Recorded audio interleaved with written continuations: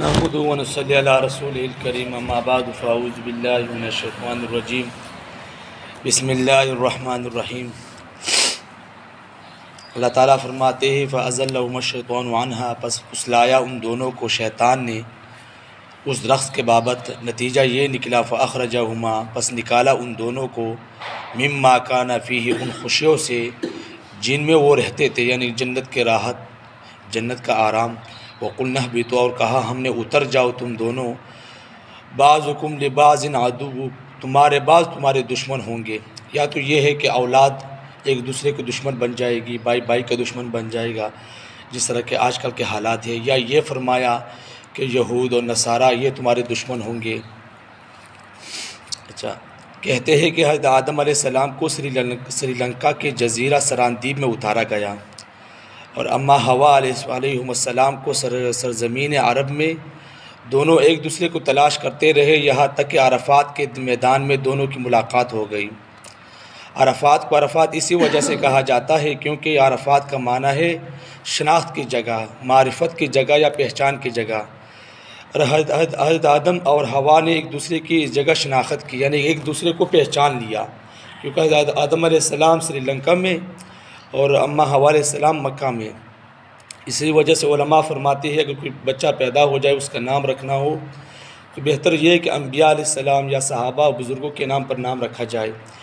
اگر عرفات نام رکھنا چاہتا ہے تو رکھ سکتے ہیں، کیونکہ اس کا معنی ہے پہچان کرنا، شناخت کرنا، ٹھیک ہے نا۔ اسی طرح عرفات کے میدان میں تھوڑی دیر رہنا، یعنی کہ اگر کوئی حج پر چلا جائے، حج کے ارادے سے وہاں عرفات نہیں گیا، اگرچہ تھوڑی دیر ہی کے لیے کیوں نہ ہو، تھوڑی دیر ہی کے لیے کیوں نہ ہو، حج پہ چلا گیا اور عرفات کے میدان نہ گیا تو اس کا حج نہیں ہوگا، چاہے جو مرضی کر لے، اس کا حج نہیں ہوگا۔ فرمایا وَلَكُمْ فِي الْأَرْضِ مُسْتَقَرٌ، اور تمہارے لیے زمین میں ٹھکانہ ہے یا ٹھہرنے کی جگہ ہے، وَمَتَاعٌ إِلَىٰ حِينٍ، اور فائدہ اٹھانا ایک مدت پہ، ایک عرصہ تک زمین میں رہو پھر دنیا سے جانا، یعنی ایک مدت تک ہے، 100 سال، 80 سال، 90 سال، 50 سال، یا 1 ماہ، یا 2 ماہ، جتنا بھی اللہ تعالیٰ نے مقرر فرمایا ہو۔ فَتَلَقَّىٰ آدَمُ مِن رَبِّهِ کلمات، حاصل کیے آدم علیہ السلام نے اپنے رب سے چند کلمات، یعنی کہ جب وہاں سے اتارے گئے جنت سے تو معافی کے وجہ سے تو فرمایا قَالَ رَبَّنَا ظَلَمْنَا أَنفُسَنَا وَإِن لَّمْ تَغْفِرْ لَنَا وَتَرْحَمْنَا لَنَكُونَنَّ مِنَ الْخَاسِرِينَ، کم از کم ہمیں بھی دن میں ایک مرتبہ اس کو پڑھنا چاہیے، یہ آدم علیہ السلام کی سنت ہے۔ فَتَابَ عَلَيْهِ، پس اللہ تعالیٰ نے فرمایا، اللہ تعالیٰ نے رجوع کیا ان پر، یعنی ان کی توبہ قبول کی، اِنَّهُ هُوَ التَّوَّابُ الرَّحِيمُ، بے شک وہی ہے توبہ قبول کرنے والا اور مہربان۔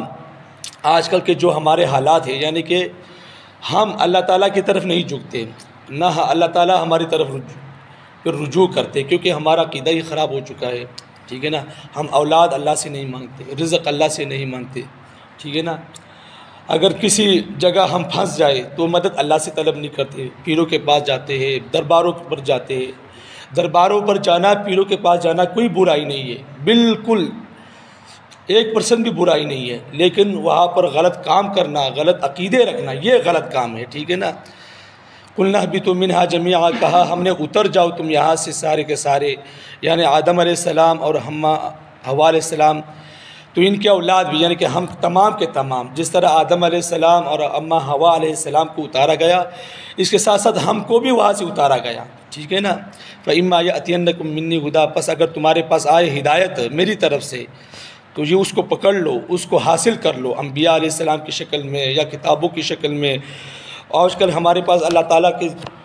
طرف سے قرآن اتارا گیا ہے، ٹھیک ہے نا۔ حضور صلی اللہ علیہ وسلم پر قرآن اتارا گیا، ھدی للمتقین، کہ یہ متقیوں کے لیے ہدایت ہے، ٹھیک ہے نا۔